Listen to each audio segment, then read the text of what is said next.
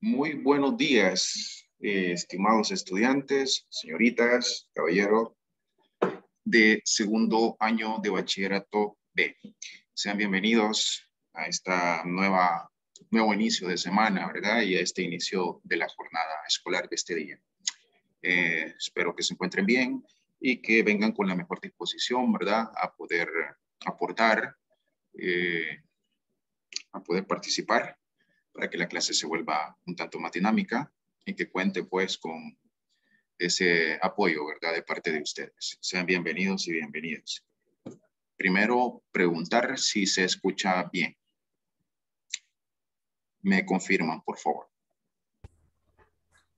Sí, profe. Excelente. Muy bien. Para la jornada de este día, que pues es una jornada relativamente extensa, ¿verdad? Porque son 2 horas seguidas, sin embargo, la vamos a aprovechar, ¿verdad? De alguna manera nos vamos a pegar una buena paliza ahorita. La idea es la siguiente. Vamos a hacer 3 cosas. Número 1, vamos a compartir el resultado del trabajo que ustedes hicieron con 2 materiales. Y en la siguiente hora me propongo yo pues desarrollar un contenido que sería como que el último contenido que vamos a ver y que va a ser evaluado en el examen de periodo, ¿verdad? Lo que podamos desarrollar de ahí en adelante, pues quedará para un próximo periodo. Entonces, estaríamos iniciando con lo siguiente.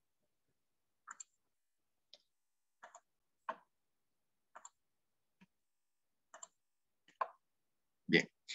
Eh, en días pasados se les pidió que trabajaran ustedes con su libro de texto, concretamente con las páginas 80 y 81 de dicho libro. Y tenían que desarrollar pues 9 actividades que formaban parte de una guía, así como se les pedía que desarrollaran las actividades de la página 82. Así que vamos a poner ahí en contexto en común lo que ustedes trabajaron y lograron investigar y desarrollar. Es posible, aunque lo dudo, que algo hayamos avanzado en la revisión de esta guía. Si es el caso, ¿verdad?, de que algunas preguntas ya las avanzábamos, pues que sirva como un repaso y una reafirmación de lo que ustedes han trabajado. La primera pregunta iba de esta manera. La idea es que ustedes vayan aportando su respuesta, ¿verdad? Sin temor. Eh, si hay algo que corregir, pues lo vamos a corregir, ¿verdad? Y es preferible corregir hoy y no ya dentro de una evaluación. Así es que esperaría que los que estén presentes aporten, ¿verdad? Que den su aporte de lo que trabajaron. Si veo la necesidad de ampliar en algo, de profundizar en algo, de corregir algo, pues lo vamos a hacer tranquilamente. Así que ahí está la primera pregunta. Quien quiera compartirnos su respuesta lo puede hacer en este momento. ¿Qué son y cuál es la utilidad de los indicadores económicos?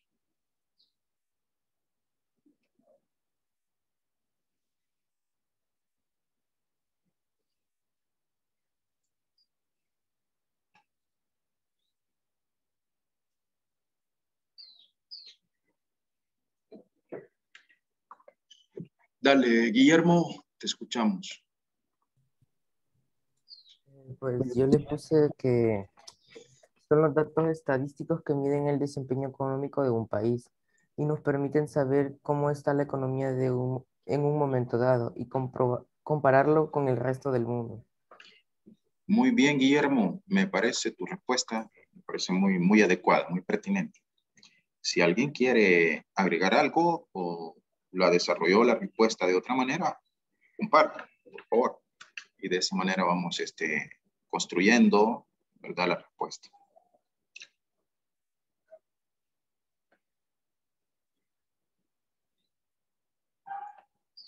Bueno, eh, yo voy a aportar de mi parte, ¿verdad? Pero la idea es que sean ustedes los que hayan hecho el trabajo, ¿verdad? Porque si yo le voy dando la respuesta, pues ya no es lo mismo. Sí, la idea es que descubramos las cosas. Si las descubrimos investigando, cuando usted se pone a investigar en el libro. Entonces, más o menos, parecido a lo que decía Guillermo, los indicadores económicos son aquellos datos cuantitativos o estadísticos que nos darán una apreciación más acertada y precisa para la interpretación, ¿verdad?, de una realidad económica. Vendrían a ser como un termómetro que nos va a decir, en ciertos sentidos, cuál es el estado de salud de una economía. Los indicadores para eso nos van a servir. Y hemos visto que hay varios indicadores económicos y la sumatoria de todos ellos nos da un panorama, ¿verdad?, que nos dice cómo va evolucionando la economía de un país.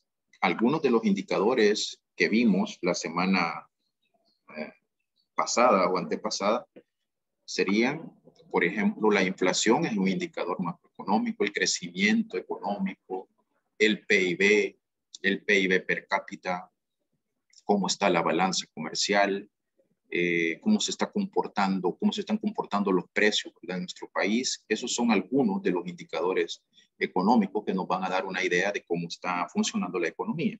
Entonces, la utilidad de estos es que nos muestran la situación difícil o de bonanza, ¿no?, de un país o de una región. Situación difícil, si hay crisis, o de bonanza, si hay abundancia, si la economía pues está progresando bien. Por otra parte, esto ya no estaba en el libro, esto lo agrego yo y usted de alguna manera trate de tomar nota, ¿verdad? Fíjense, es posible que lean o escuchan en algún momento que se habla de microeconomía y de macroeconomía. ¿Qué es lo que usted va a entender cuando escuche o lea sobre microeconomía?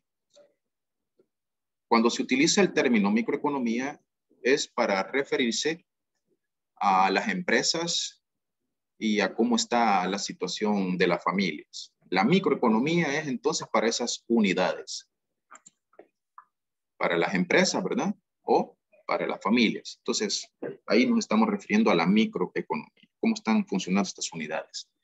Y es posible que escuchen o que lean por ahí sobre macroeconomía. Cuando usted escuche ese término, sépase que se está refiriendo al desempeño de país. Lo macro es lo grande, es el país, ¿ya? Cómo anda el país en diversos aspectos. Y fíjense una cosa, la economía es un aspecto sumamente importante de la realidad de las sociedades. El que entiende la economía, en cierto sentido, entiende la vida, ¿verdad? Porque en muchos aspectos, a veces la economía de lo que se trata a nivel familiar es qué ingresos tengo, cuánto gano y preguntarme si lo que gano, los ingresos que tengo me sirven para llegar a fin de mes. Entonces, eso es parte de la vida, ¿ya? Y es parte de las preocupaciones que muchas veces tenemos los seres humanos, que tienen las familias. Bueno, he aclarado esos dos términos, no sé si tienen alguna pregunta. Micro y macroeconomía. Vale, yo de los que están acá, vamos a ver. Está Gabriela, está Araceli, está Mireli, Daniela, Alexandra y bueno, hay dos Danielas. Ahí esperaría que cada uno de ustedes aporte, ¿no? Que participe. Vamos a ver si alguien más nos ayuda con la siguiente pregunta. ¿Qué transformaciones experimentó el aparato productivo salvadoreño a partir de los años 90? Llegando a los años 90, el aparato productivo salvadoreño experimentó una transformación. Hay que recordar que los años 90 significaba ir dejando atrás el conflicto armado que abatió a El Salvador durante la década de los 80, ¿verdad? Entonces, obviamente, al terminar la guerra, el aparato productivo de nuestro país va a sufrir alguna transformación, sobre todo que va a llegar a gobernar pues un nuevo partido, ¿verdad? Que era el Partido Arena en aquel momento. Entonces, escucho su respuesta. Podemos aportar ahí un par de cosas. Yo, Adelante, señorita. ¿Cuál es tu nombre? Yulisa. A ver, Yulisa, la escuchamos. La agricultura y la industria decrecen, por lo tanto su aporte en el PIB disminuye, pero el comercio y las actividades financieras crecen. Muy bien. Perfecto, Yulisa. Muy bien su respuesta. Yo creo que todavía podemos aportar un poquito más y completar lo que nos ha dicho Yulisa.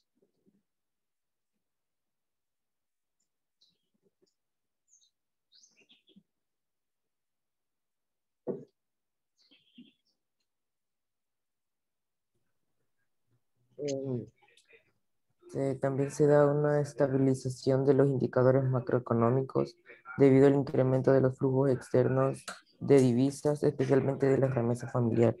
Muy bien, Guillermo. Ahí está. Vaya, ya con el aporte de Yulisa y de Guillermo ya completamos la respuesta. Así es. Entonces, solo repito. Algo así decía Yulisa. Disminuye la importancia de la agricultura y la industria, ¿verdad? Debido a que se incrementan las actividades relacionadas con el comercio. Este es el sector terciario de la economía. Y los indicadores macroeconómicos tienden a estabilizarse. Como decía anteriormente, venimos del conflicto armado y el conflicto armado desestabilizó todo, ¿verdad? Toda la vida de la sociedad salvadoreña. La economía, el aspecto político, lo social. Entonces, en el ámbito económico, las cosas tienden a estabilizarse toda vez que se deja atrás el conflicto armado y comienza una nueva etapa, ¿no? Luego hay un aspecto sumamente relevante, ¿no? Que hay que darle la importancia que merece y es el hecho de que las remesas van a pasar a ser un aspecto estratégico, ¿verdad? Para nuestro país. Nuestro país desde los años 80 va a depender en buena medida de cómo se comporten las remesas, que tanto vayan creciendo, ¿verdad? Hasta llegar al momento actual en donde sin las remesas, pues nuestro país estaría en serios aprietos. Hoy y en cualquier otro momento, ¿verdad? Dependemos grandemente del aporte que mandan los compatriotas que viven en el extranjero. Muy bien. Vamos entonces a la siguiente pregunta. En algunos casos siempre será importante ir más allá de la pregunta. Cuando usted se hace pregunta de las preguntas, es que usted está dando paso, ¿verdad? En una dirección de fortalecer su formación académica. No nos quedamos solo con lo que dice la pregunta, lo que dice el libro de texto, lo que nos dice el profesor, o lo que hemos leído por ahí, ¿verdad? Tratamos de profundizar. Cuando usted hace eso, cuando se pregunta cosas que no se comprendan, ahí usted está dando pasos muy importantes en la dirección de ir fortaleciendo su formación personal. Esa es una iniciativa muy relevante. Veamos la siguiente. Explica por qué la agricultura perdió fuerza en los últimos años. En los últimos años estaríamos hablando de los años 80, 90, incluso parte de la primera década del siglo XXI. ¿Por qué pierde fuerza la agricultura? Veamos. Por lo menos había 3 razones. A ver si las podemos señalar. Yo, profe. Adelante. ¿Cuál es tu nombre? Paola. A ver, Paola, te escuchamos. A causa de la reducción del crédito bancario, los bajos Sí. precios a los que se vendían los productos y Correcto. sobre todo por la caída en la productividad de los recursos naturales.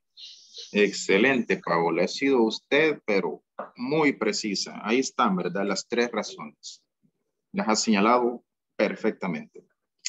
Vale, entonces, aquí, esta ya es una exigencia de este momento. Aquí nosotros nos podríamos haber hecho otras preguntas. A ver, la agricultura perdió fuerza. Esto es importante señalarlo, porque nuestro país históricamente fue un país agrícola, ¿verdad? Que dependía casi exclusivamente de las actividades económicas provenientes de la agricultura. Entonces, si decimos que se redujo el crédito bancario, ahí yo pude haberme hecho una pregunta, ¿no? ¿Debido a qué? Ve, ahí ya me estoy yo haciendo preguntas para profundizar un poco más. Que bajaron los precios de los productos, ahí también me pude haber hecho la pregunta de por qué. Y cayó la productividad de los recursos naturales. En esta ocasión voy a aportar algo. Se redujo el crédito bancario. Fíjense, a partir de los años 80, las actividades productivas relacionadas con el agro, con la agricultura, se volvieron actividades a las que la banca no se veía muy inclinado a financiar, porque se veía como que prestarle, ¿verdad? Personas que se dedicaban a hacer producir la tierra, pues había un serio peligro de que no pagaran los créditos. Y en efecto, ¿verdad? Durante mucho tiempo, los créditos bancarios se fueron acumulando, las deudas, ¿verdad? De mucha gente que no podía pagar. Entonces los bancos no prestaban o tenían unas exigencias máximas, ¿no? Para poderle hacer para poder proporcionarle un crédito a una persona que se dedicara a actividades agrícolas. Eso contribuyó a que se creara una crisis en el agro, en el sector agrícola. Que bajaron los precios de los productos. Sí, esto se dio en buena medida debido a que se incrementaron las importaciones, ¿no? De productos de la canasta básica, como frijoles, maíz y otras cosas. Obviamente, al venir más producto desde fuera del país, aumentó, ¿verdad? La oferta de los productos, y cuando eso se da, los precios van a bajar. Entonces, la agricultura, la actividad agrícola se volvió pues una actividad que no era muy rentable, ¿no? Debido a eso. Así que algunas personas fueron abandonando el agro. Y tercero, la caída de la productividad. Esto en efecto se da debido a que si una tierra se la cultiva de una misma manera, si en una tierra está sembrando siempre solo maíz, lo que va a ocurrir con el tiempo es que esa tierra se va a desgastar, ¿no? Los nutrientes se van a ir perdiendo. Entonces, eso se dio en buena medida, ¿no? De ahí que una de las técnicas que se utilice desde tiempos inmemoriales es la rotación de cultivos, ¿verdad? Es como que un año se siembra un cultivo, el siguiente año se siembra otro. Entonces, esa rotación va haciendo pues que la tierra, con respecto a ciertos nutrientes, a ciertos minerales, se vaya recuperando. Entonces, es una técnica inteligente y muy correcta, pero bueno, aquí en buena medida no se hizo, ¿verdad? De ahí que entonces la tierra se vaya, cuando se cultiva solo una cosa, la tierra se va empobreciendo, y de ahí que la productividad baje. Vamos a la pregunta 4. ¿Qué problemas ha enfrentado la industria a partir de los años 90? Hasta cierta época, ¿verdad? Desde los 90 hasta cierta época. ¿Qué problemas enfrentó la industria? Veamos su respuesta.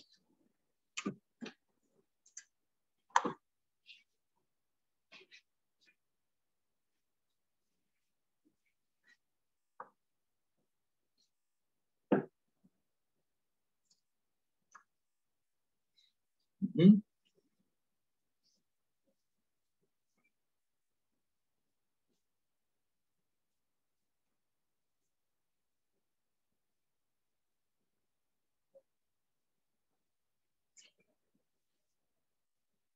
¿Alguien? Bueno, entonces vamos. Por una parte, se dio la competencia de los productos importados. Esto debido a la desgravación arancelaria implementada en los años 90. ¿Sí? Empezó a incrementarse la importación de productos industriales, los cuales vinieron a significar una competencia, ¿no?, para la producción industrial nacional. Esto debido a que se va a dar la desgravación arancelaria. Ahí había un término que era necesario aclarar. No sé si alguien lo hizo. Se dio la tarea de ir a investigar, ¿verdad? Porque cuando uno encuentra términos que no comprende, que no sabe su significado, entonces lo que procede es ir a investigar el término. Alguien lo hizo, que es desgravación arancelaria. Uh-huh. Es algo de no pagar impuestos, algo así. Algo de no pagar impuestos. Sí, tienes la idea, tienes la idea. Vaya, y ese es un primer paso importante. Por ahí va, un poco la idea, por ahí va. Vaya, Profe, ¿cómo dijo? Desgravación. Desgravación Ah, arancelaria. desgravación. Desgravación. Bueno, me suena como a bajarle los impuestos de la frontera. Vaya, muy bien, fíjate que sí. Muy bien, ahí también Guillermo tiene la idea, ¿verdad? Vaya, entonces, ya cuando usted aporta o pregunta, ya uno se siente más estimulado también a dar cosas. Vean, vamos por partes. Fíjense, grabar con V, no es otra cosa en el ámbito económico que aplicar un impuesto, ¿sí?, o imponer un impuesto. Grabar con V. Entonces, desgravar es, como decían sus compañeros, es quitar o disminuir, ¿verdad?, impuestos. Y si hablamos de desgravación arancelaria, es decir, desgravación con el apellido, ¿verdad?, arancelaria, ya usted sabe qué es un arancel. A ver si me lo recuerda alguien. En clases anteriores aclaramos que era un arancel. A ver quién nos recuerda.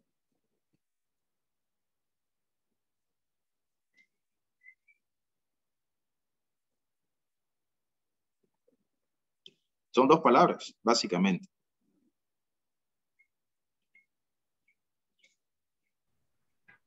Son los impuestos de la frontera. Así es. Son los impuestos que se aplican, el arancel es el impuesto que se aplica a las importaciones. Entonces, si se da una desgravación arancelaria, esto lo que significa es que hay una eliminación o una reducción progresiva o cronológica, ¿verdad?, de los impuestos a las importaciones. Entonces se va a dar este proceso en los años 90. Y esto en buena medida se da debido a que el país va a firmar tratados de libre comercio, y cuando se firman tratados de libre comercio con el país que sea, pues eso en esencia es hacer desaparecer o disminuir los impuestos a las importaciones, ¿verdad? Un acuerdo de libre comercio básicamente es eso. Entonces se da ese proceso de desgravación arancelaria. Se disminuyen o se hacen desaparecer los impuestos a las importaciones de ciertos productos. Ahora, yo voy a ir más allá y le voy a plantear una pregunta. Esto es porque a mí me interesa, ¿no?, que usted vaya desarrollando cada vez más su capacidad de discernimiento y que se vaya preguntando cosas, ¿verdad? El estudiante del Colegio Padre Arrupe, el ciudadano en El Salvador, debe de ser una persona que se haga preguntas, que sea cuestionador, ¿no? La pregunta es esta. Vamos a ver. Si se da un proceso de desgravación arancelaria, esto es que disminuyen o desaparecen los aranceles, antes hago un paréntesis para hacer una pregunta intermedia. ¿De qué viven los estados? Jóvenes, señorita, caballero, ¿de qué viven los estados? esencialmente. Una palabra, una palabra. De impuestos. De impuestos, correcto, ¿verdad? Los estados de eso viven, de los impuestos. Ahora, fíjese usted, si se da un proceso de desgravación arancelaria, ¿qué efectos tendría eso en las finanzas del estado? ¿Se está disminuyendo o se están quitando los aranceles? Eso significaba ingresos para el estado. ¿Qué efectos va a tener un proceso de desgravación arancelaria en las finanzas del estado? Pregunta para ustedes.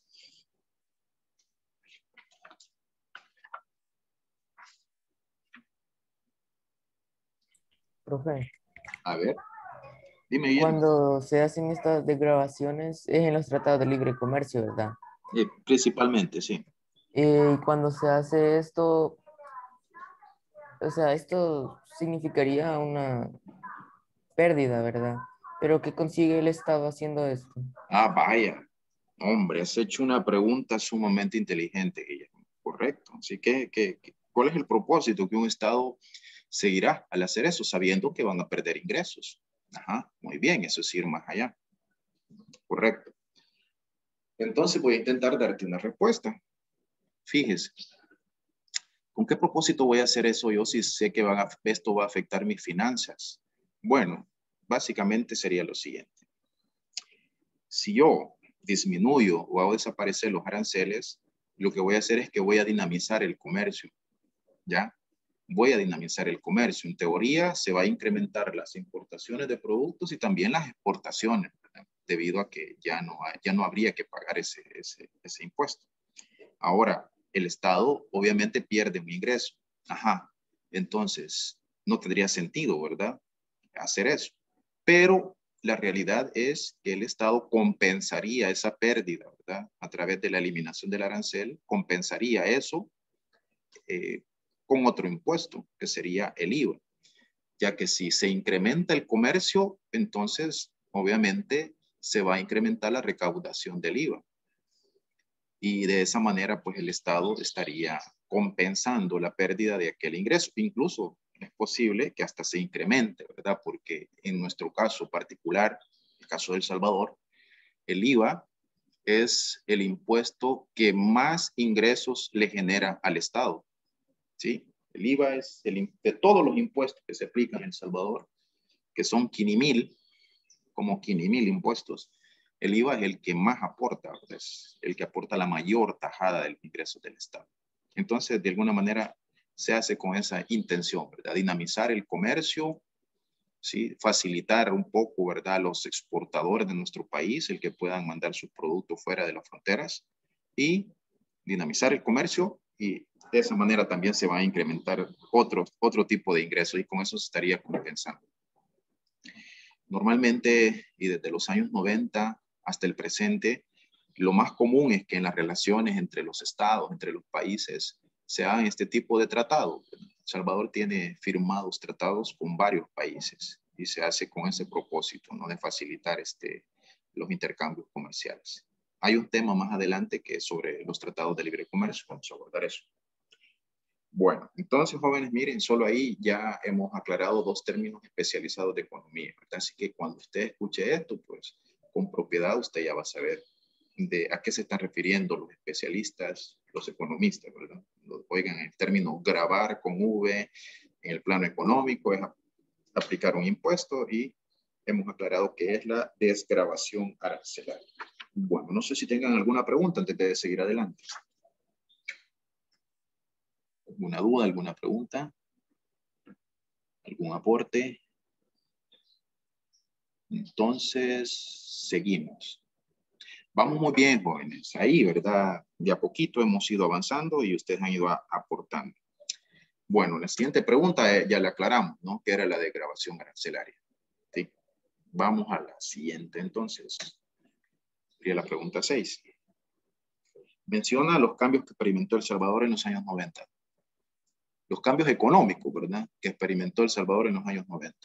A ver, ahí podemos mencionar al menos unas 3 cosas. Veamos si logramos por lo menos mencionar una o 2. Escuchamos.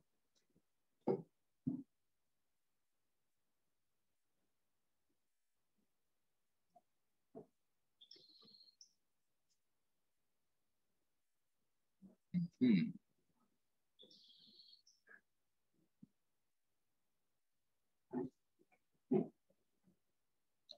¿Sí? ¿Qué cambio experimentó El Salvador en los años 90?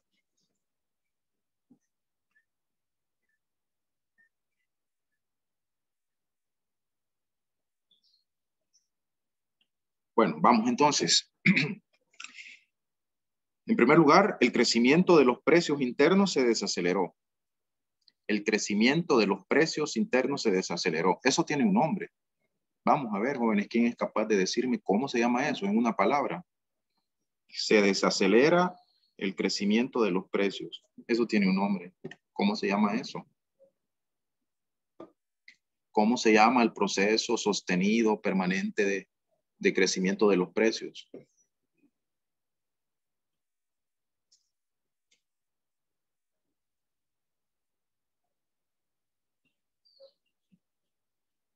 ¿Alguien?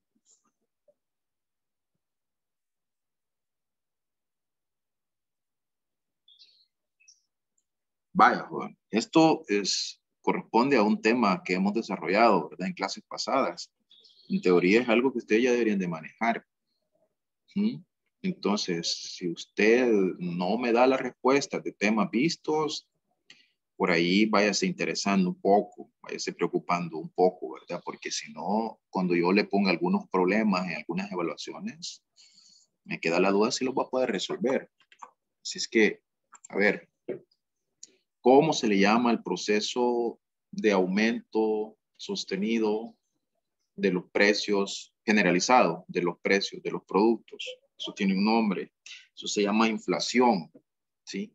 Y la inflación es un fenómeno económico que afecta a las familias, ¿ya? El aumento de los precios va a golpear el bolsillo de la gente. Y eso sí, ¿verdad? Es un tema bien delicado. Sin embargo, pues en los años 90 se da un proceso de que la inflación va a disminuir. ¿Ya? Eso es bueno, es positivo para la economía. Si se desacelera el crecimiento de los precios, quiere decir que la inflación pues va a bajar. Al punto de que El Salvador ha sido uno de los 2 países de América Latina con una tasa de inflación de las más bajas, ¿verdad? Salvador en algún momento incluso tuvo la tasa de inflación más baja de todo el continente. Eso es muy positivo, ¿verdad? Eso le da una cierta estabilidad a la economía familiar y al país también. 2, la balanza de pagos. Este es otro término que vimos en una clase grabada sobre conceptos económicos. ¿Ven por qué es que se vio el tema de los conceptos económicos? Porque en otras temáticas se utilizan estos términos y es importante que usted sepa a qué nos referimos. La balanza de pagos, dice, arrojó cifras positivas como consecuencia del incremento de las reservas internacionales netas. Y aquí había varias cosas que aclarar. La balanza de pagos, dijimos en una clase anterior, se refiere a todas las transacciones que hace un país con el resto del mundo. Todas las transacciones que hace un país con el resto del mundo. Si esa balanza de pagos es positiva, esto quiere decir que tendríamos un superávit, ¿verdad? Es decir, que hay un saldo favorable para el país. Si la balanza de pagos es negativa, entonces tendríamos un déficit, tendríamos un saldo negativo, ¿no? Para El Salvador. Sin embargo, en los años 90, la balanza de pagos empezó a experimentar unas cifras positivas, lo cual quiere decir que en los intercambios que hacía El Salvador con otros países, pues da un saldo bueno, ¿no? Para nuestro país. La balanza de pagos incluye, entre otras cosas, fíjense lo siguiente. ¿Cuáles son los intercambios que hace El Salvador con otros países? El Salvador intercambia en términos comerciales. El Salvador exporta y también importa. Ahí hay una relación. Dependiendo de qué es mayor, si las importaciones o las exportaciones, ahí nos va a dar un saldo, ¿verdad? De superávit o de déficit. El Salvador recibe préstamos y en teoría vamos a decir que El Salvador da préstamos a otros países. Podría ser que no lo den, entonces tenemos ahí un saldo de cero, ¿verdad? Entonces sí recibe préstamos y ahí tendríamos un saldo negativo. De El Salvador salen personas a hacer turismo a otros países. A El Salvador vienen personas a hacer turismo. Ahí hay otro intercambio que se realiza con el resto del mundo. Y habría que ver si esa balanza es positiva o negativa. Entonces, la sumatoria de todo eso nos da la balanza de pagos. En los años 90, esta balanza de pagos, que también es otro indicador que nos dice cómo está funcionando la economía, arrojó cifras positivas. Y finalmente, lo otro que podemos mencionar es que las finanzas públicas redujeron su déficit. Las finanzas públicas, y aquí tenemos otro término importante. Finanzas públicas. Esto no es otra cosa que la relación que hay entre los gastos que hace el Estado y los ingresos que percibe. ¿Sí? Esas son las finanzas públicas. Si hay un déficit, lo que quiere decir es que el Estado gasta más de los ingresos que tiene. Y eso va a llevar a los estados a un fenómeno. ¿Cuál es? Si gastamos más de los ingresos que tenemos, eso nos va a conducir indefectiblemente ¿a qué?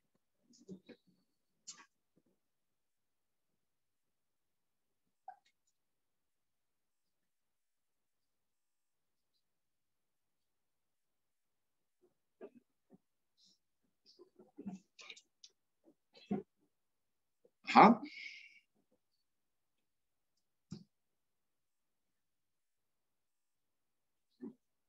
Si la familia gasta más de los ingresos que tiene, ¿a qué conduce eso? Nuevamente, una palabra. Deflación.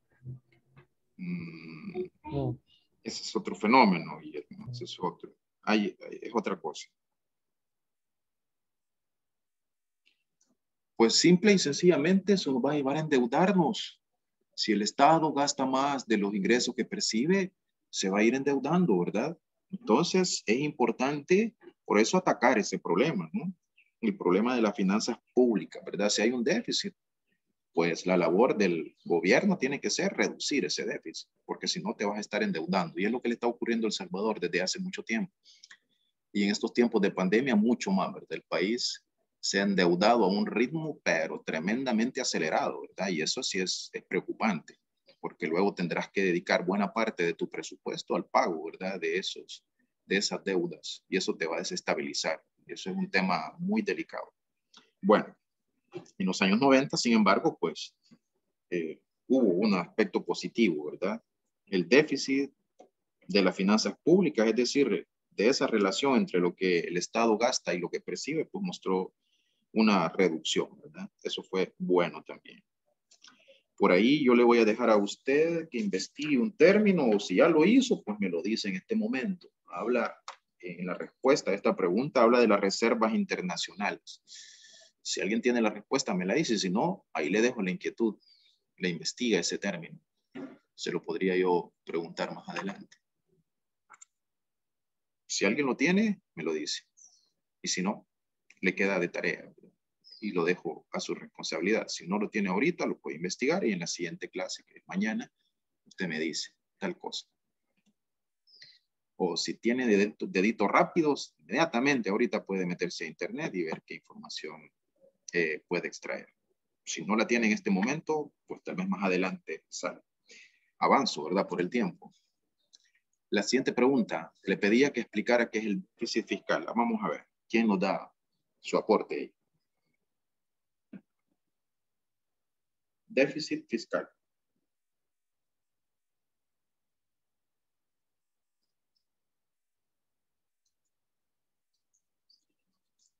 Ajá.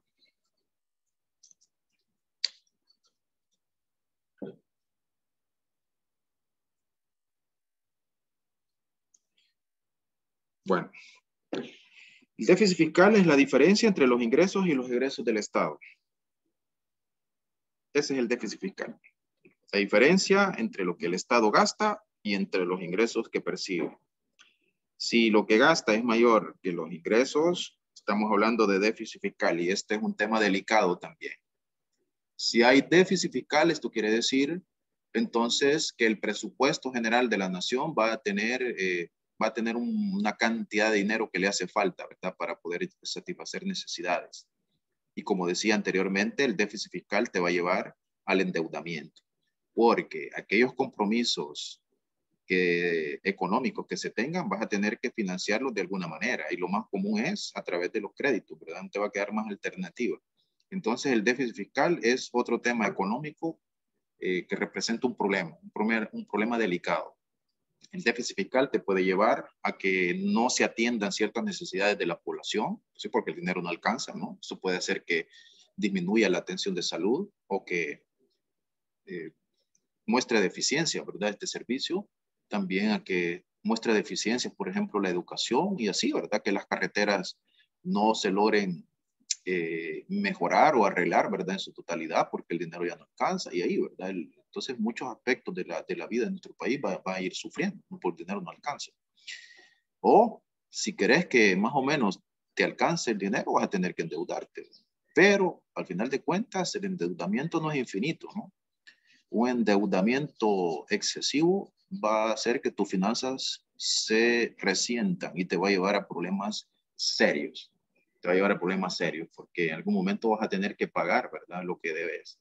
Y a nivel de países, si el país que no paga sus deudas, entonces se vuelve un país que ya no, los prestamistas ya no tienen confianza de prestarle. Y eso también sucede en la vida, ¿verdad? En la vida de cada persona.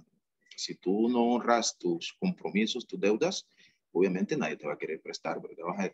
Vas a empezar a tener ahí una calificación de mala paga. Y si eres mala paga, pues ya nadie te presta. Y eso también te lleva a grandes dificultades, ¿verdad? Y ese es el peligro que estamos, por ejemplo, en la actualidad en nuestro país, que el nivel de la deuda en nuestro país ha crecido a proporciones increíbles, ¿verdad? Ya hemos llegado casi al 90% del Producto Interno Bruto. El PIB es la total de la riqueza del país. Y de eso, pues, ya la deuda alcanza casi el 90%. Y con la aprobación de un nuevo crédito que se dio la semana anterior, fueron 1.530 millones más. Quiere decir que la proporción de la deuda ya sobrepasó el 90%, ¿no? Y si seguimos en esa ruta, los problemas que va a tener nuestro país, ya lo dicen muchos expertos económicos, viene un problema bastante serio, ¿no? Ese es el déficit fiscal. Ojo, ¿verdad? No vayan a confundir algunos términos. Déficit fiscal es una cosa, déficit de la balanza comercial es otra, déficit de la balanza de pagos, etcétera. Son términos diferentes. ¿Hay alguna pregunta? Vamos a la siguiente entonces.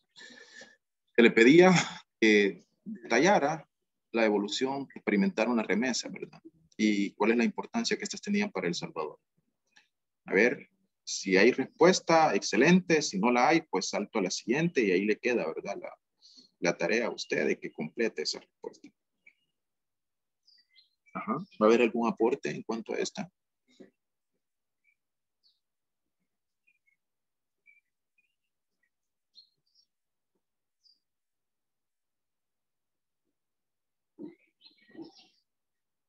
Vale.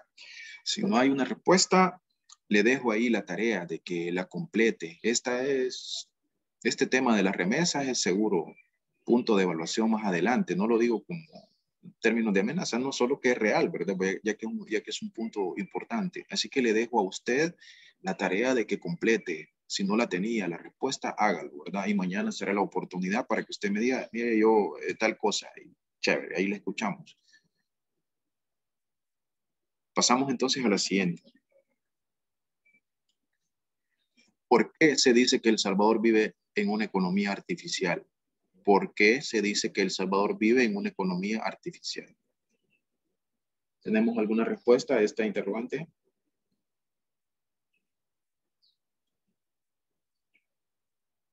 Sí, profe. Adelante, le escucho.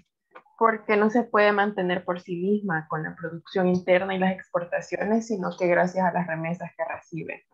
Muy bien. ¿Cómo te llamas? Paola. Paola, nuevamente. Qué bien, Paola. Has dado la respuesta correcta. Si decimos que nuestro país vive en una economía artificial, se debe a eso, ¿verdad? Que el país no logra sostenerse por la producción interna, ¿no? O por las exportaciones, como decía Paola.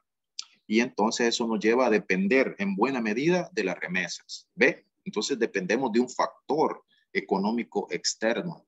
¿Ya? Entonces eso nos lleva a tener esa dependencia y a tener una economía artificial. Vendría a ser, vamos a utilizar esta metáfora, pero no dañar ninguna susceptibilidad.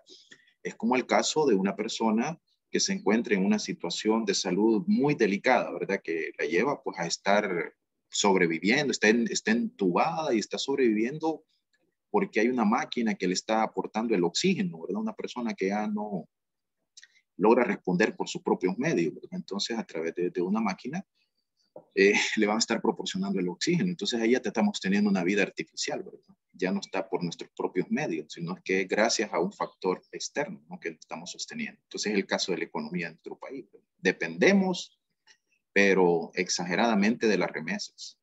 Si en algún momento, por alguna razón, por ejemplo, Estados Unidos decidiera expulsar a una buena cantidad de salvadoreños, obviamente eso va a golpear, ¿verdad?, las remesas que provienen sobre todo Estados Unidos, y eso traería consecuencias bastante serias para la economía de nuestro país y para las economías familiares, por supuesto. Eso traería una crisis que no quiero ni imaginarme.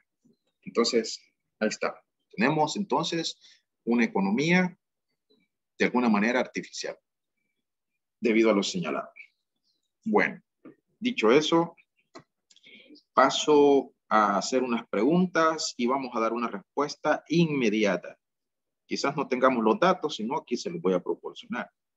Fíjense, en cuanto a la relación de las importaciones y las exportaciones, pregunta, ¿las importaciones han disminuido o han aumentado? Es posible que usted haya escuchado alguna cifra o haya escuchado alguna relación en los últimos tiempos.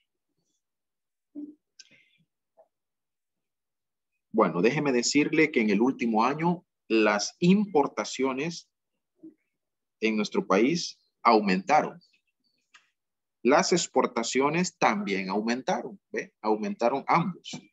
Pero eso nos lleva a que la balanza comercial de El Salvador, es decir, la relación que hay entre importaciones y exportaciones, se haya aumentado. Entonces, El Salvador, fíjense, tiene un déficit de la balanza comercial. El Salvador importa muchísimo más de lo que exporta. Casi el doble. Importamos casi el doble de lo que exportamos.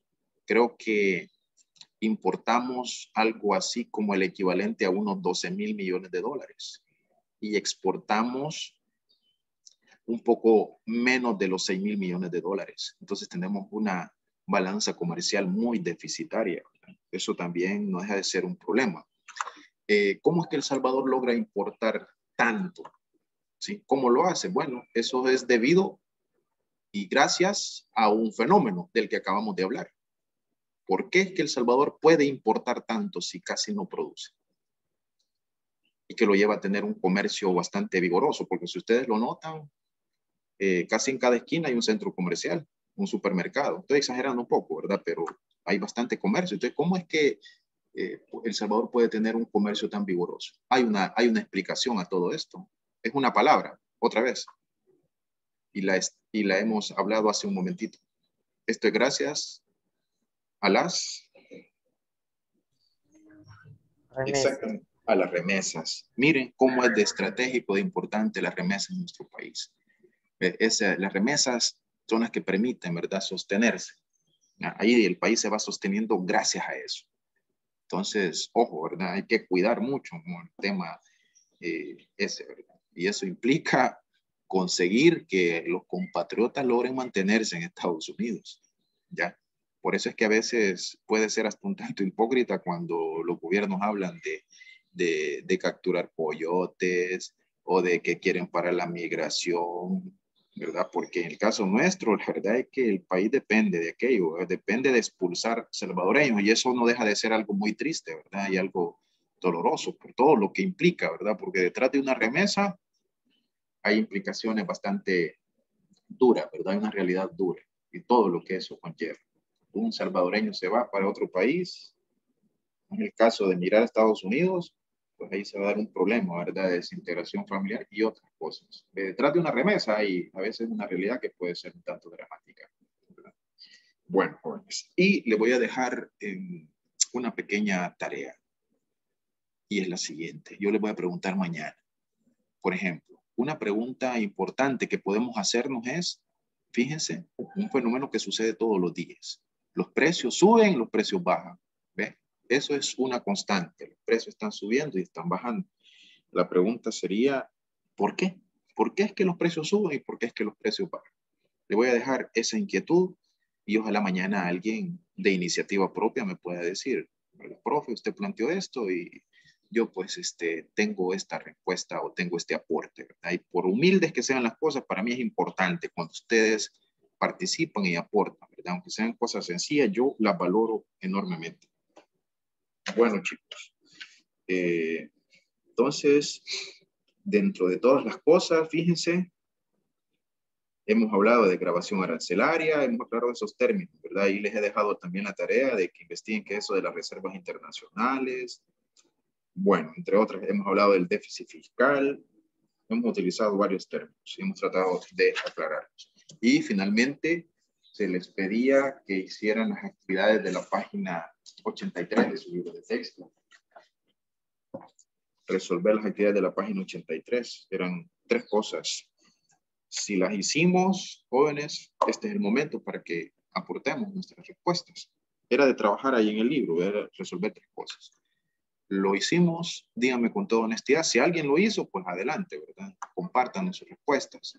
Si hay silencio, voy a asumir que no las han hecho, entonces es otra cuestión, ¿verdad? Que sería bueno que la resolvieran. Ajá.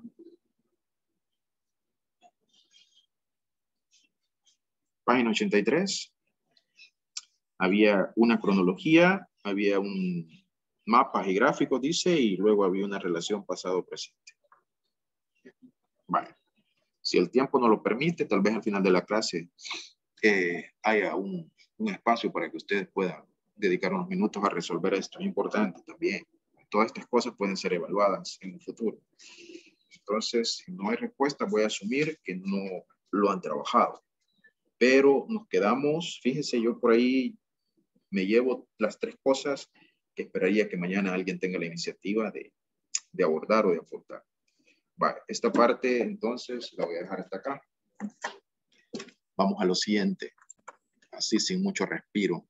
Vamos a lo siguiente y se trataría de esto. Vale, se les hizo llegar este material. Entonces, pues se les pedía que resolvieran las 3 actividades que estaban aquí planteadas. Si no las hicieron, que era lo ideal, las vamos a ir resolviendo entre todos en este momento. Yo quiero que esto ya quede un poco resuelto. ¿Sí? Se le hizo llegar este material.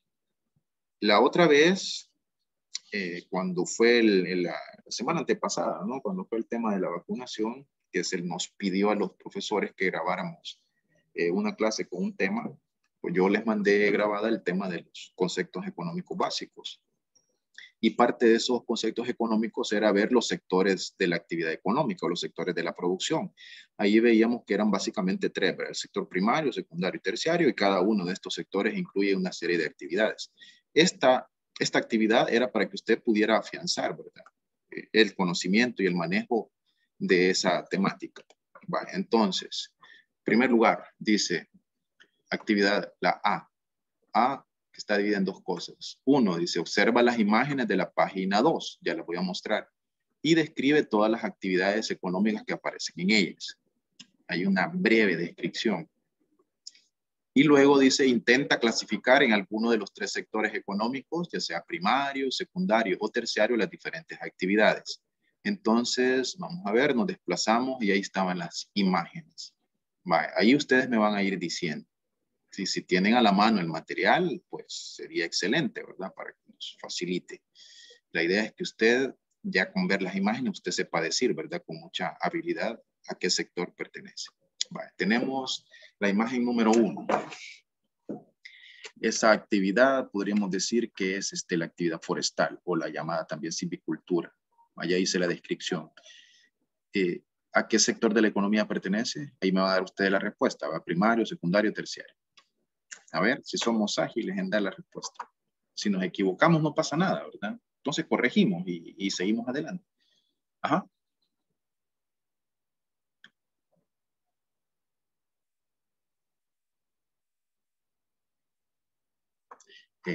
Entonces, a ver, fíjense. Aquí está este esquemita, ¿verdad? donde está un tanto sintetizada la información de cada uno de los sectores. Decíamos, el sector primario es el que se dedica a la extracción de los recursos de la naturaleza y que incluye estas 5 actividades: pesca, ganadería, agricultura, explotación forestal, minería. Que el sector secundario es aquel en el que se da una transformación, ¿verdad?, de las materias primas, de los productos extraídos previamente en el sector primario, y que incluía básicamente 3 actividades, que era la industria, las artesanías y la construcción.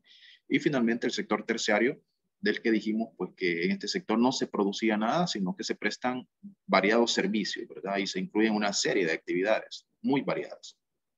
Incluye el comercio, la educación, las finanzas, el turismo, etcétera, etcétera. Ahora nuevamente, imagen 1. ¿A qué sector pertenece? Primario.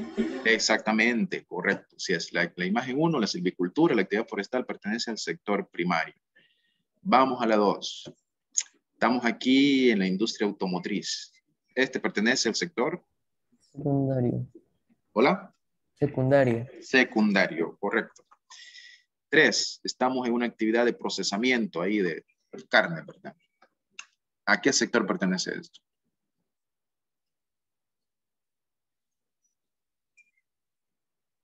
Ajá. Primario, secundario, terciario.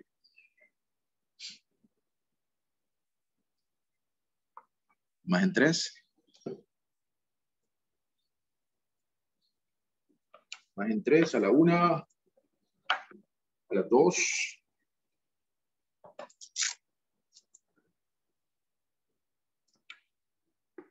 Bueno, igual, se las dejo entonces, se las dejo. Vamos a la siguiente, la 4. Profe, Hola. no sé, pero pienso que secundario. Correcto, así es, señorita. Muy bien, en el sector secundario. Estamos ahí en un proceso industrial, así es, procesamiento de carnes, es secundario. Muy bien. 4. Hay una actividad en un supermercado. Sector. ¿Ah? Actividad del sector. Terciario. Terciario. Correcto, el comercio. Pertenece, ¿verdad?, al sector terciario. La 5. Ahí hay una atención, ¿verdad?, en un restaurante. Eso sería sector Terciario. terciario. Correcto, es un servicio también. Muy bien. La 6. Es una actividad de pesca. Primario. Primario, ¿verdad? Y se están extrayendo recursos, así es, de la naturaleza. Es primario. Luego tenemos la 7, la ganadería.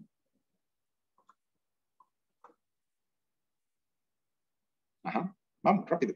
Primario. Primario, correcto.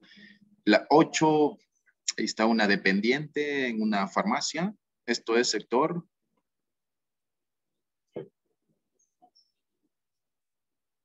Terciario. terciario, correcto. Se está comercializando medicinas. Luego tenemos la 9. Ahí tenemos una actividad de carga y hablamos de transporte aéreo. Transporte aéreo. ¿Eso sería de qué sector? Terciario. Terciario, correcto. El transporte pertenece al sector terciario. Y finalmente, la imagen 10, que es la actividad de la construcción, la cual pertenece al sector.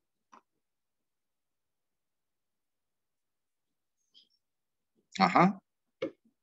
Sector Secundario. secundario. Así es. Secundario. Muy bien. Ahora vamos a la actividad B. Dice, ¿a qué sector económico pertenece cada una de las siguientes actividades? La producción de medicinas, Secundario. secundario. Así es. La comercialización de este ya sería terciario, pero estamos hablando de la producción. Esto es industria. 2, extracción de minerales. Primario. Correcto. 3, atención hospitalaria. Terciario. Muy bien. 4, transportes públicos. Terciario. Terciario, es un servicio, ¿verdad?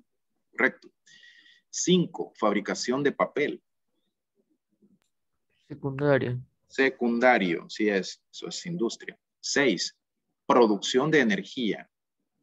Producción de energía.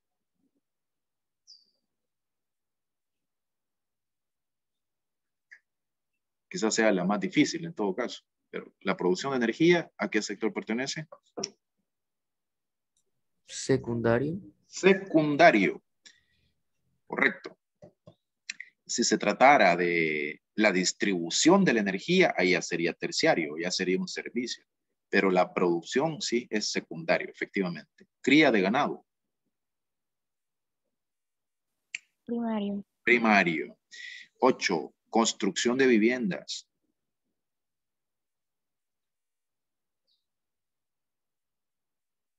Construcción de viviendas.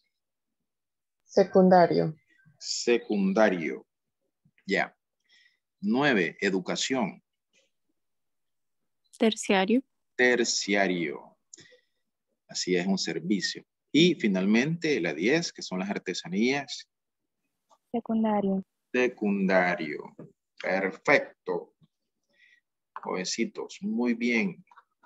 Ahora vamos a la tercera actividad. Vaya, había un pequeño test de 5 preguntitas. Vamos a ver si la resolvemos entre todos, ¿verdad? Nuevamente, no importa equivocarse, no importa para nada. Si nos equivocamos, pues aquí mismo corregimos. Esa es la importancia de hacer estas actividades. Veamos. La primera pregunta decía, la terciarización, habíamos dicho en clase pasada que la terciarización se refiere a, bueno, a lo siguiente realmente, es la respuesta que usted tiene que dar, ¿verdad? Hace referencia a que la terciarización. Ahí tiene las 4 opciones, cuando alguien crea tener la respuesta, la dice y yo les confirmo. La C.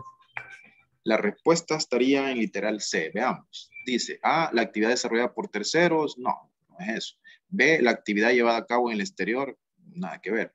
C, al crecimiento relativo al sector servicio. Correcto, así es la C. Muy bien. Al crecimiento relativo a la industria. No, eso ya sería otra cosa. Correcto, la respuesta correcta es el literal C. Vamos a la segunda, a la 2.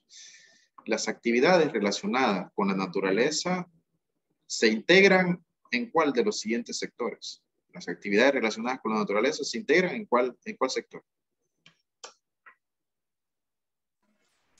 En el primario. Correctísimo, así es. Literal A, el sector primario. Muy bien. 3. El sector secundario comprende las actividades, a ver, A, relacionadas con la extracción de la naturaleza, B, de transformación en productos manufacturados, C, de servicios, D, agrícola. ¿Respuesta correcta? B. Sí. La B, así es. La B, de transformación en productos manufacturados. Ojo con eso, miren. Voy a hacer énfasis en esto. En el sector secundario, la palabra clave es transformación. Cuando ocurre una transformación de los bienes o productos que se han extraído de la naturaleza, ahí estamos hablando del sector secundario. Y cuando hablamos del sector primario, ahí la palabra clave es extracción. Extracción de los recursos naturales. Ahí esos términos son clave para que podamos ayudarnos a clasificar correctamente una actividad en cada uno de los sectores. Vamos a la 4. Dice, la población activa está integrada por, y dice entre paréntesis, escoge la mejor respuesta. Vaya, fíjense. Siempre que ustedes se encuentren con una pregunta, ya sea de una evaluación interna aquí del colegio o una evaluación externa, esto solo significa una cosa. Esto lo que quiere decir que de las opciones de respuesta, ¿verdad? Hay varias que tienen elementos correctos, pero usted se va a ver en la necesidad de escoger la respuesta más adecuada, más integral, ¿verdad? Este tipo de preguntas normalmente son preguntas que tienen un nivel mayor de complejidad, ¿verdad? Ya cuando te piden escoger la mejor respuesta, quiere decir que todas o varias de las opciones de respuesta tienen algo, ¿verdad? Entonces hay que escoger la mejor. Fíjense, ojo con eso, ¿verdad? Que les sirva a ustedes esa pequeña información, ¿verdad? a la hora de enfrentar este tipo de cuestiones. Vamos a ver, ¿cuál será la mejor respuesta? La población activa está integrada por, ajá, Guillermo, levantaste la mano. Adelante. ¿Qué son activos marginales? Ah, activos marginales. Vaya, fíjese. El activo marginal se refiere a un trabajador, ¿verdad?, que participa de forma ocasional en actividad económica. Y normalmente al trabajador activo, a este trabajador marginal, no se lo suele incluir en la población económicamente activa. Una persona que trabaja tal vez 1 o 2 días a la semana, estamos hablando entonces específicamente de un activo marginal. Participa en forma ocasional de la actividad económica, por lo tanto no se lo suele incluir dentro de la población económicamente activa.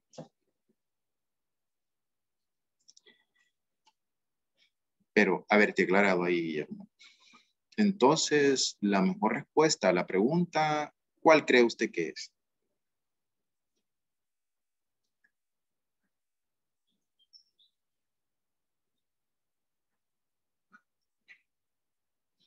Entonces tenemos que remontarnos, ¿verdad? Nuevamente a la definición de ese término que se hizo en la clase.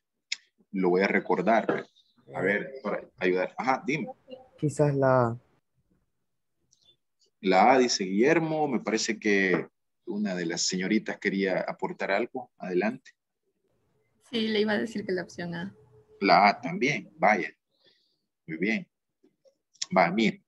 La población activa es aquella población de 16 años y más que o tiene trabajo, incluye a esto, pues, a la población activa, a los que tienen trabajo, incluye también a los que no tienen trabajo, pero andan haciendo gestiones, ¿verdad? Están en la búsqueda de trabajo, o sea, les interesa encontrar trabajo. Entonces, la población activa incluye, pues, a los que trabajan, a los que tienen un empleo y a los que no lo tienen, pero que están interesados. Entonces, aquellas personas que están entre 16 años y más y que aún no se han jubilado, que serían parte en teoría, ¿verdad? Pero si no les interesa trabajar, pues no son parte de la población activa. Vale, con esa información, a ver si ayudamos un poco más. A ver, la A dijeron, los ocupados sí son parte de la población activa, pero ¿será esa la mejor respuesta? Pues considerando o suponiendo que están en busca de trabajo, podría ser la B. La B. Vaya, es correcto. La mejor respuesta es la B, ¿verdad? Incluye a los ocupados, es decir, a los que tienen un empleo y a los parados, o sea, a los desempleados. ¿Ve? Ambos forman parte de la población activa. Entonces, la mejor respuesta es esa, la B. La A sí, incluye a los ocupados, pero la B es mejor, ¿verdad? Porque es más abarcadora, más integral. Correcto. Entonces nos quedamos con que es la B la respuesta correcta. La C también tiene algo de razón, ¿verdad? Sí, pero no es la más integral. Y la D dice los ocupados y los activos marginales. Los ocupados sí, pero los activos marginales no, ¿verdad? No son considerados parte de la población activa. Así es que nos quedamos con la B. Y finalmente, la 5, la población inactiva está integrada por, dice. Y ahí te da 5 opciones y 3 de ellas son correctas, ¿verdad? La población inactiva. Esta pregunta es importante, fíjense, jóvenes, porque nos va a ayudar a que usted tenga un poco más clara esta situación. A ver, inactiva sería lo contrario, ¿verdad?, de la población activa. Entonces te da 5 opciones. Jubilados y estudiantes, trabajador del gobierno, amas de casa, personas que capacitadas para trabajar no desean hacerlo, y 5 desempleados. De estas 5, ¿cuáles pertenecerían a la población inactiva?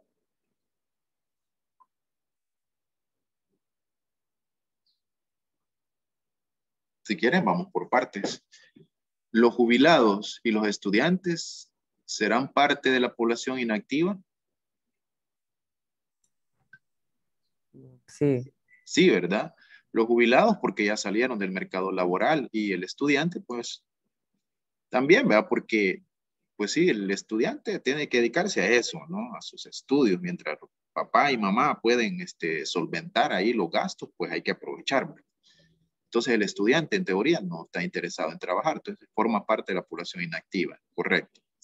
Trabajador del gobierno será parte de la población inactiva, obviamente que sí o no, No. que no, ¿verdad? El trabajador, o sea, este tiene trabajo, entonces es parte de la población activa, entonces descartada. Amas de casa,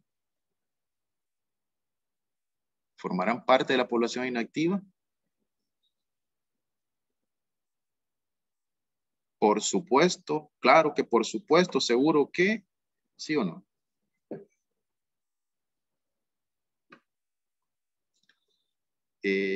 Ama de casa, ¿es parte de la población inactiva? Es parte de la población inactiva, sí es, ¿verdad? Porque habrá tal vez algún caso, ¿no? De que una madre de familia que está dedicándose a esa labor tan importante y a veces tan poco apreciada, que es la actividad del hogar, pero que si le ofrecen un trabajo, va, ¿verdad? Pero estará el caso, y quizás será la mayoría de casos, en donde si le ofrecen, se diría que no, porque es sumamente relevante, ¿verdad? Su trabajo ahí en la casa. Entonces, amas de casa forman parte de la población inactiva, sí. 4, personas que capacitadas para trabajar no desean hacerlo. Estoy capacitado para trabajar, pero no tengo interés en trabajar. ¿Parte de la población inactiva? ¿Sí o no? Sí.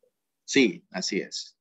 Y desempleados, ¿son parte de la población inactiva? La respuesta es sí o no. No.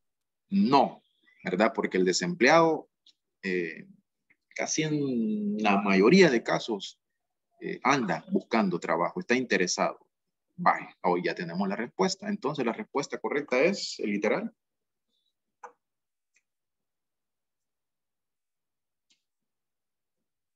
Ajá. Literal Sí. C, ¿verdad? Correcto. Si es 1, 3 y 4. Esa es la respuesta correcta. 1, jubilados y estudiantes, amas de casa y personas que capacitadas para trabajar no desean hacerlo. Entonces, lo contrario, es la misma pregunta. La población activa está integrada por, entonces sería lo otro, ¿verdad? Trabajador del gobierno, sí, desempleado, parte de la población activa, es lo contrario. Chicos, no sé si tengan alguna pregunta, algo ahí que necesiten, que se les refuerce un poquito, que se les aclare, alguna duda que haya surgido, aprovechemos en este momento. ¿Habrá algo que requiera algún refuerzo, alguna aclaración? Vaya, si no lo hubiese, yo sí voy a aclarar 2 cosas o 3 cosas. 2 que serían de contenido y una tercera que sería como una prevención o una aclaración. Vamos a ver. Fíjense. Por ahí, sin querer queriendo, hemos utilizado 2 términos que también ya los vimos anteriormente, pero voy a aprovechar solo para hacer un pequeño refuerzo. El término desempleado, ¿verdad? Que es aquella persona que está en condiciones de trabajar, pero que no tiene trabajo, ¿sí? O lo ha perdido, ¿verdad? Tú estás desempleado, pero está interesado, ¿no? Le interesa trabajar, pero en este momento no tiene trabajo, lo ha perdido, ¿verdad? Pero está en condiciones, estamos en una situación de desempleo. Y hay otra condición, y es la de subempleo. Fíjense bien, esto es importante. El subempleo, que sería aquellas personas que tienen un empleo a tiempo parcial, Es decir, una persona que estaría dispuesta a trabajar 8 horas, para que sea la jornada completa, pero no encuentra trabajo. Y solo encuentra trabajo de 3, 4 horas. Entonces está subempleado, ¿verdad? Porque no se está empleando todo su potencial. También formarían parte de las personas subempleadas aquellas que tienen una retribución, es decir, un ingreso, un ingreso que está por debajo del mínimo, ¿verdad? O que no se aprovecha completamente su capacidad del trabajador. Entonces ahí estamos hablando de subempleo. Y ojo con este dato, bien importante, por favor, écheselo a la bolsa esto que le voy a decir. En nuestro país, la forma más común, más extensa de subempleo es o son las ventas en la calle. ¿Sí? Las ventas callejeras, ese es su empleo. Y lo que lo va a caracterizar, jóvenes, es que los ingresos de estas personas normalmente van a ser ingresos muy bajos, ¿verdad? Muchas veces abajo del mínimo, ¿sí? Entonces, el subempleo, que en nuestro país es bastante grande, anda arriba del 30%, fíjense. Es una cantidad grandísima sumado el subempleo y el desempleo. Estamos hablando de casi un 50% de la población salvadoreña está en esas dos condiciones. Y el tema ahí es que si está desempleado no hay ingresos y está subempleado, pues lo más común es que vaya a tener unos ingresos que no le permiten satisfacer adecuadamente sus necesidades, ¿verdad? Entonces, estos dos fenómenos reflejan de alguna manera una situación complicada, ¿verdad? O difícil de la realidad de nuestro país. Bueno, subempleo. La manifestación más evidente y más grande del subempleo es o son las ventas en la calle, ¿sí? Ahí tenemos. Entiendo yo que en este último año se incrementó, ¿verdad? La tasa de subempleo, ¿sí? Porque por desgracia, ¿no? Esto sí es una desgracia, pues hubo muchas personas que perdieron sus trabajos. Se habla de decenas de miles de personas. Entiendo que a estas alturas se ha recuperado algo de lo que se perdió, pero no en su totalidad. O sea que ahí estamos en esa situación. Bueno, eso. Y quería aclarar eso. Si no hay preguntas, lo último. Fíjense, en la evaluación, la última evaluación que se hizo, yo opté por no darle tanta relevancia dentro de la evaluación a esto que hemos hecho hasta hace un momento, ¿verdad? Que es resolver las actividades de esta guía.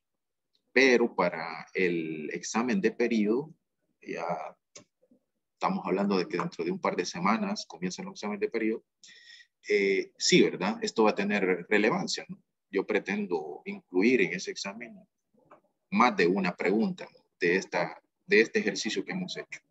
Así que espero que les sea de ayuda, ¿verdad? Y lo otro es un poco la intención. La próxima semana, jóvenes, es dedicar las clases de esa semana, pues a hacer un refuerzo, ¿verdad? De los temas que hemos visto. Básicamente se les van a evaluar unos 5 temas y espero hacer un repaso. Ojalá que les sirva de ayuda. Bueno, chicos, termino diciendo lo siguiente. Bien importante que hacer énfasis en que usted se involucre en las clases, ¿verdad? Fíjense que hay varias maneras de obtener la nota. Yo sé que pues, no será el caso de los que están aquí presentes. Voy a dejar de compartir. Pero a veces la manera de resolverla, para mí la nota es lo menos importante, pero yo puedo entender que para muchos de ustedes la nota es sumamente importante. Y sí, ¿verdad? Tiene su importancia. Y resolver la nota uno lo puede hacer de diversas maneras, ¿verdad? Pero cuando usted resuelve ese tema en base a trabajo, en base a investigación, en base a estudio, pues esa es la manera adecuada, ¿verdad? Y yo pues voy a suponer y voy a entender que cada uno de los que estamos aquí y el hecho de estar acá dice mucho de ustedes, ¿verdad?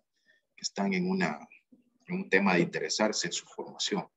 Así es que eso, jóvenes, lo que hoy hagamos o dejemos de hacer va a tener un impacto, ¿verdad? En el futuro inmediato y en el futuro a largo plazo. Así que debemos de tratar todos de que las deficiencias, ¿no? Que la situación en la que estamos sean mínimas, ¿verdad? Y que no les vaya a generar mayores dificultades a futuro. Así es que hay que tratar de aprovechar, ¿verdad? Los espacios de estas clases virtuales y quienes suelen venir a clases aquí presenciales, ¿verdad? Aprovechar lo más que se pueda. Voy a hacer una captura de pantalla de la asistencia para pasársela a su tutora. Okay. Lo dejo hasta